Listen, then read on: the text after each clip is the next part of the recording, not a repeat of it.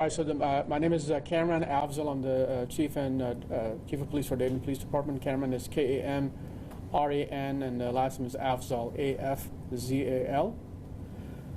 Okay. All right. Well, the following community briefing is intended to provide you with information about a recent critical incident.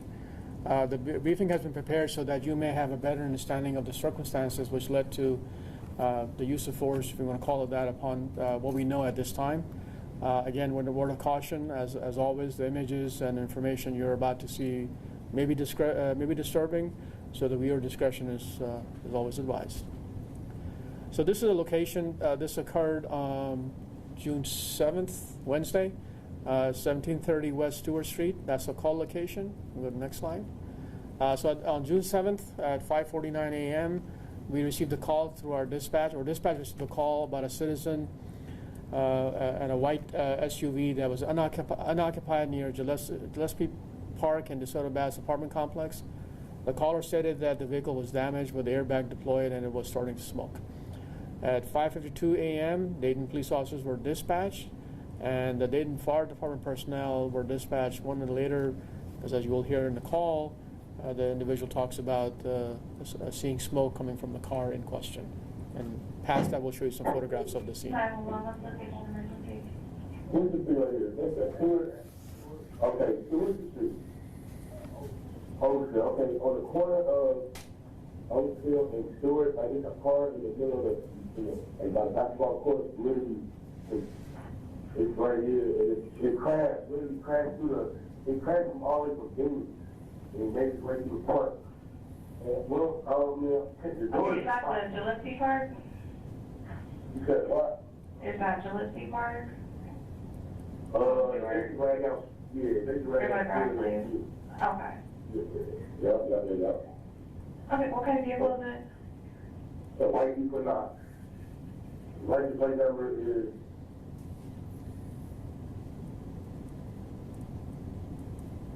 it's still running too. And all the airbags out. Anyone inside of it that's injured? Anyone injured inside the vehicle? No, you can use the car up. Okay, so he's not in the car? No, ma'am, I'm just talking. But yeah, it's 3 people up at the scene. You got an officer, you just fighting at it. I'll get someone headed that way. Your number's the... Did you see the person jump out of the car? No, man, I'm watching the news in the house. I just heard it. I'm like, okay, look how fast I see it. Okay, so what's your name? You put a big down too, so I got to get the fire people out here. You said it's starting to smoke? Yeah. Okay. Is there any vehicles near it? Nah, it's really only car that's here. Okay. I'll get someone else there, okay? He's going, oh, it's good, but...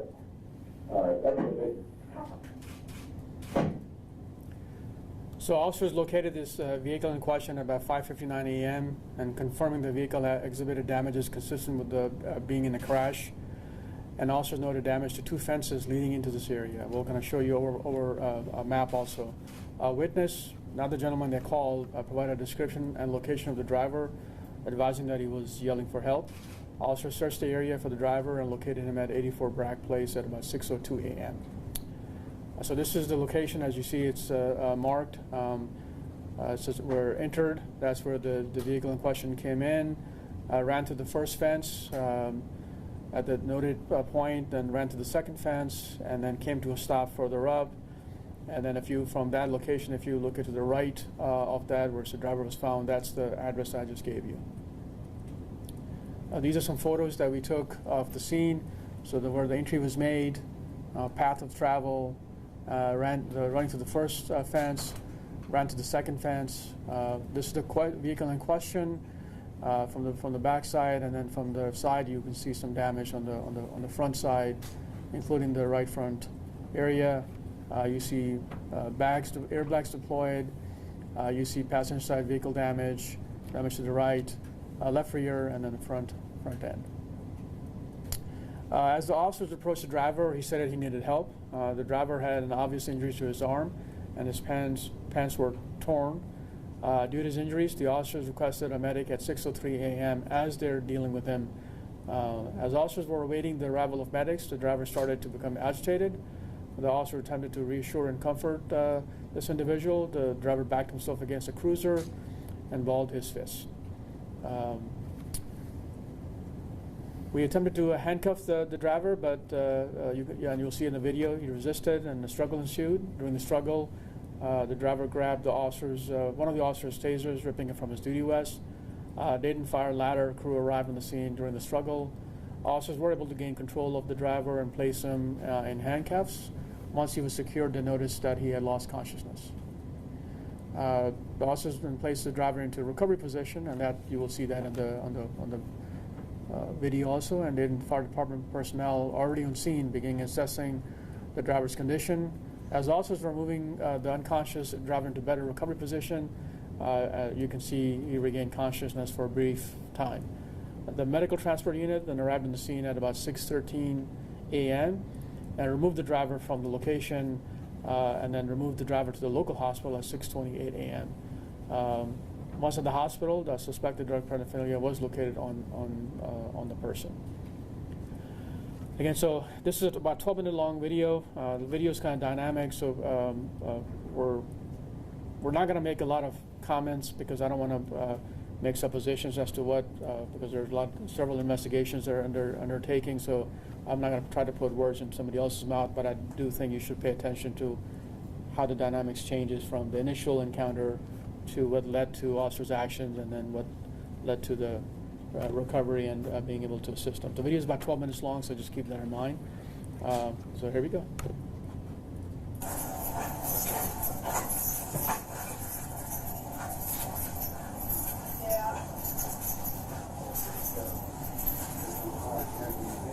Yeah, man.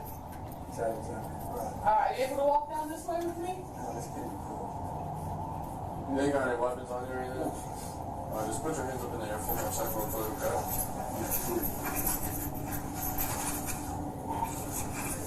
Very good.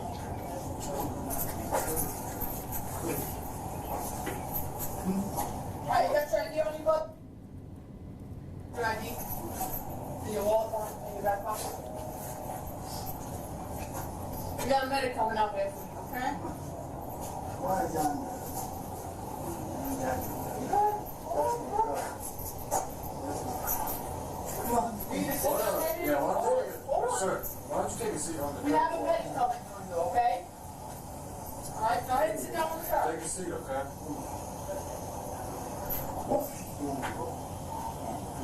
Can you sit down? Come on. Sir, can you sit down? Here. Thank you. What?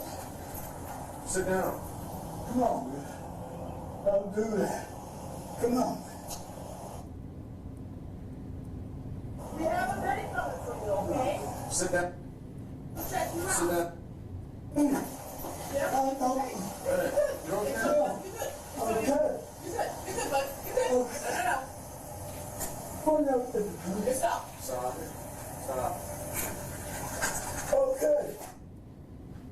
Okay. You're right. Stop. Stop.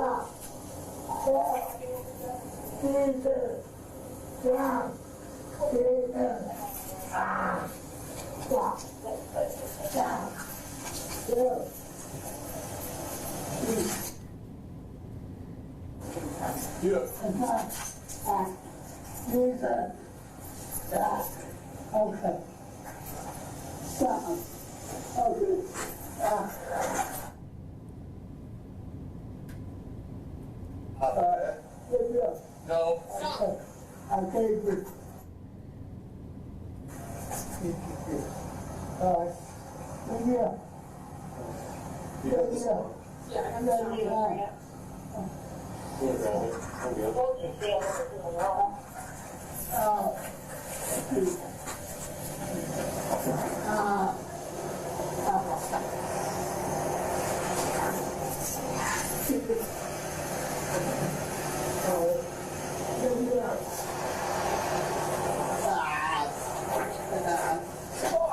I'm good.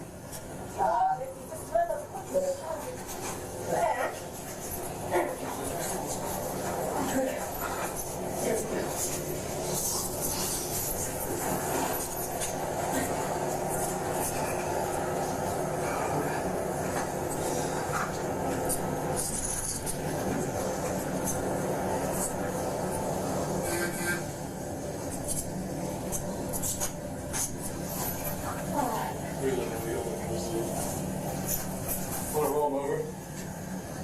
Yeah, it's in the process. Please can stay.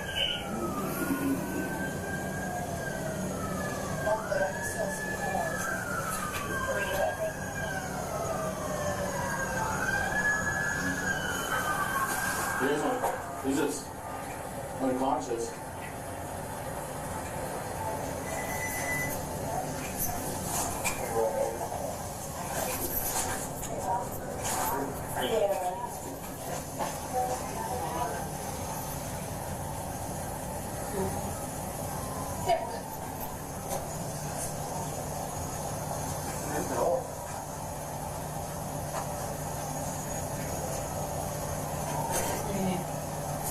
Medic. We set him up this bar.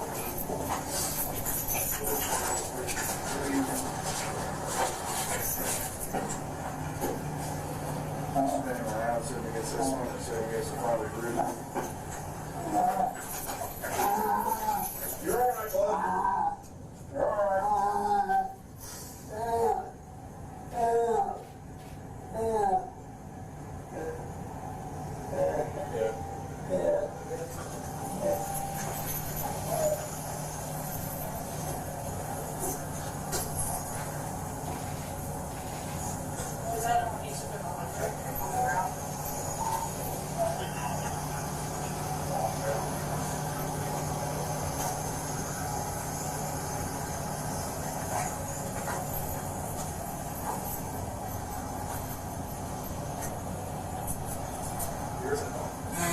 You Ricky Marlowe?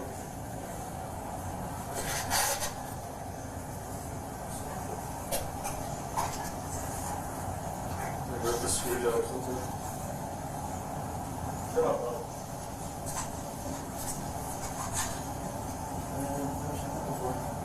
Well, there's still screws stuff in it. It's like, Oh, yeah. you get that stripped off.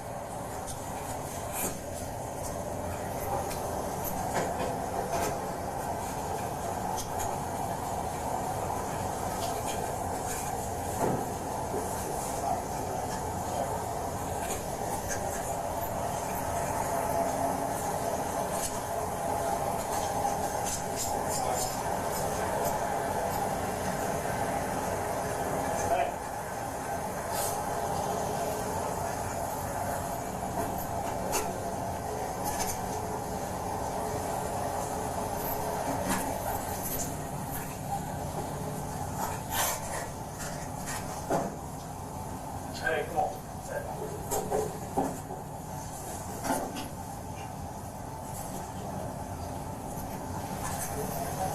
Yeah, this one.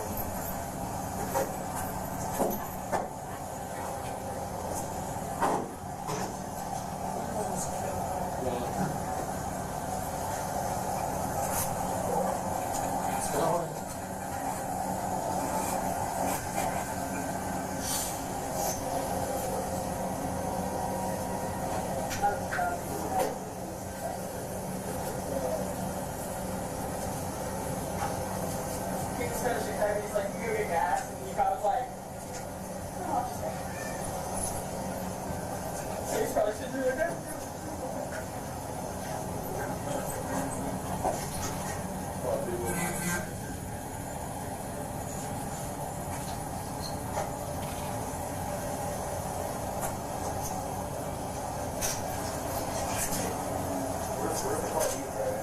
Doesn't matter. Oh, that's it right there.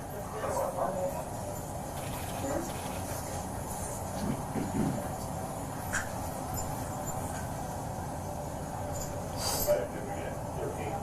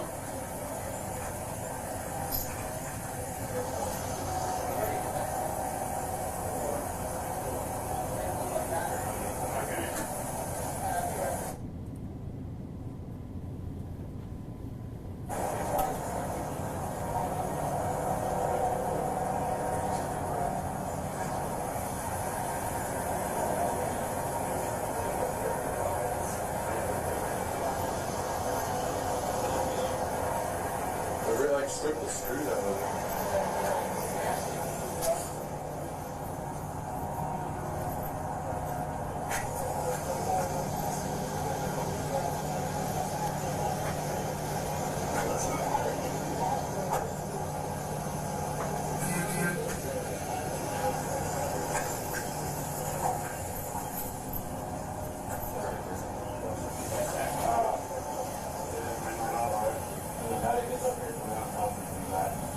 Yeah. That's what you want.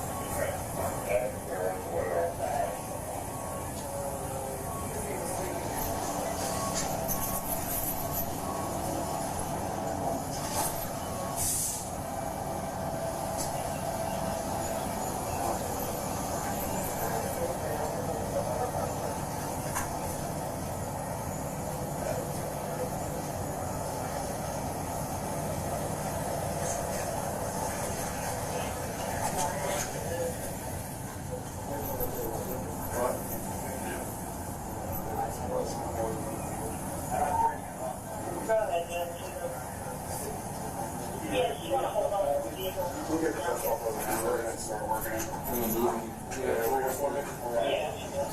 Laying flat.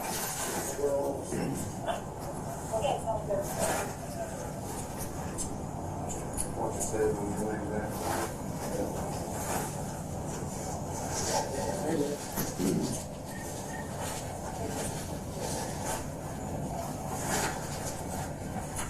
How you working?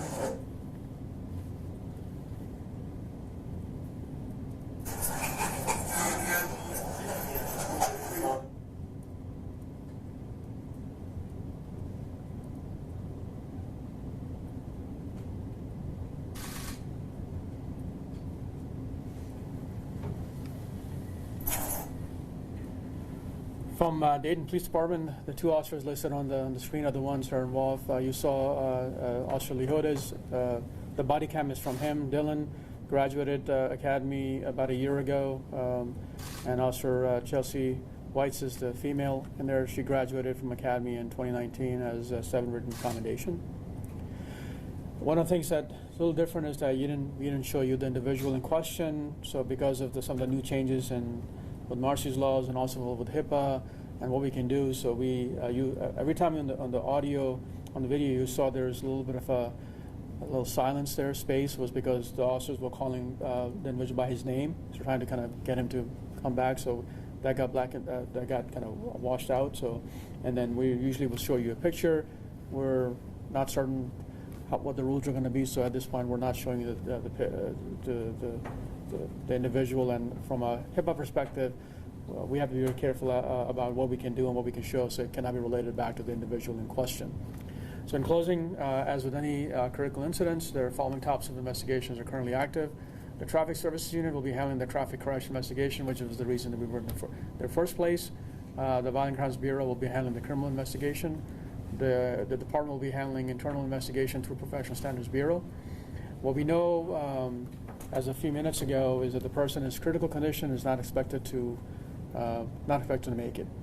So that means, and because he was in custody when he was taken to the hospital, so the coroner will then will investigate this and kind of do an autopsy and then tell us the cause of his death, which will then dictate as to what we do from investigations perspective, whether we go just strictly with our internal investigation, from which will happen anyway, or do we also expand that into the criminal actions of anybody that was there, depending on what the coroner rules. And we won't know that until the person they get possession of it. Obviously, they've told us that he's not expected to make it. So that I don't know how long that process will be, based on whatever they need to do. But I believe our homicide or violent crime bureau is going to be in connection with them. They've already been keeping them abreast. This is going to be our case.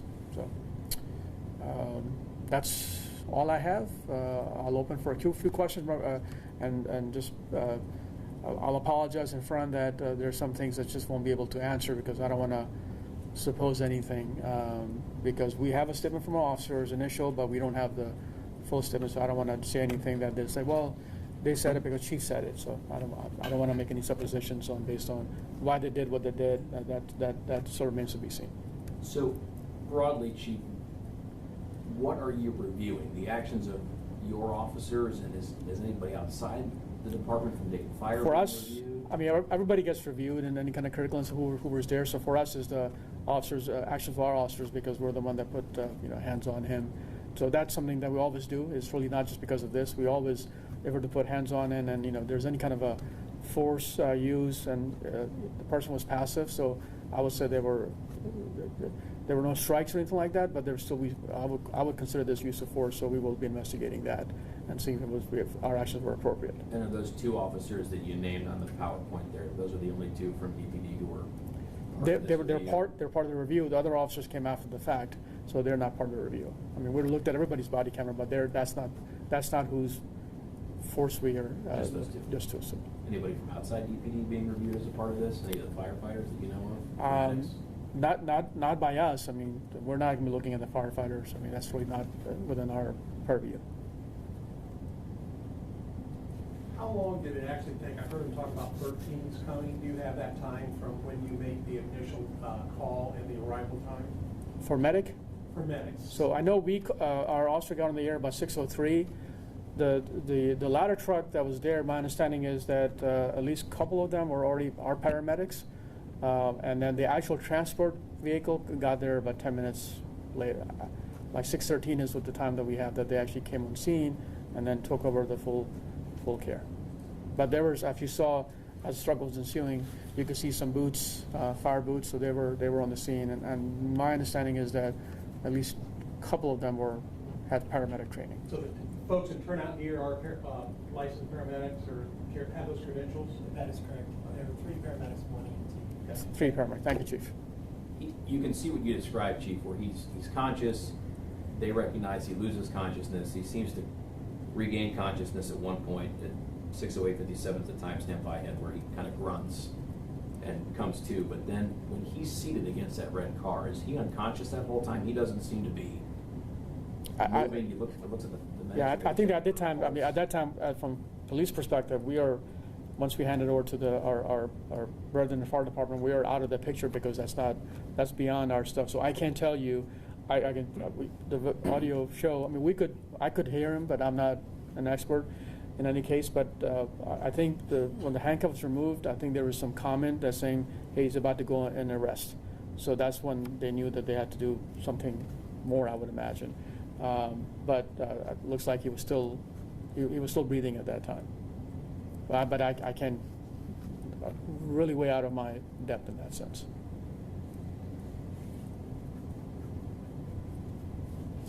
obvious, but I was hearing I cannot breathe. Is that correct? Yes, we definitely heard that, and you also saw, based on training that we do, that even if you're, even a person is on their stomach, that becomes an issue. So you see, as soon as they control the individual, you see an officer saying, "Hey, he's not conscious." So they say, "Hey, let's turn him on the side." So that's exactly what our training is about, and that happens as soon as they realize. I don't think they realized. Well, I'm going to supposition. So yeah, they did turn him based on the training. I'll stop there from supposing. Is there any outside agency that's going to look at this, Chief? Right now, no, because this is a little different than what our usual officer-involved shootings are. Obviously, if that coroner rules a certain way, we'll have a conversation with Montgomery County Prosecutor's Office to see if they want somebody else to come take a look at this. But I think we'll have to wait to see how the coroner rules before we kind of get into that. But right now, it's all handled. It's handled by two different shops. Criminal investigation is being handled by the criminal side, and the internal investigation is handled by separate. And all of them sit separately. So one of the advantages in this time, there's at times a disadvantage, is that we have people spread over 6 different offices. Our homicide, our violent crime bureau sits on this side, on the 2nd floor. Our PSB is off sites, and our officers are off sites, so they really don't interact with each other on a day-in, day-out basis. So my question is, at this point, this is a use of force investigation? This is a use of force investigation and an ongoing criminal investigation from what caused the traffic accident to begin with, and we're going to be looking at anything to do with criminal investigations. We'll be looking at that, but we really can't go full blown until we know how the coroner rules. And I'm not going to. You're saying he's in critical condition, so I'm not going to go there medically to how this ends up. But you're mentioning the coroner. If this gentleman ends up dying, does that bring an outside agency to come in to investigate his death, since he ended up dying after involvement with DPD? No, not. I don't know. I can't tell you that right now. We'll have to evaluate that right now. I mean, but that's not what we think we're going to do. But I don't know. But that's today. I mean, tomorrow some things might change. We'll say, hey, we'd rather have somebody from outside take a look at.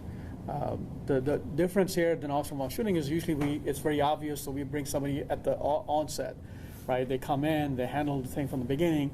Obviously, when this occurred, based on what you see, you're really not thinking in those terms. You're thinking, hey, somebody.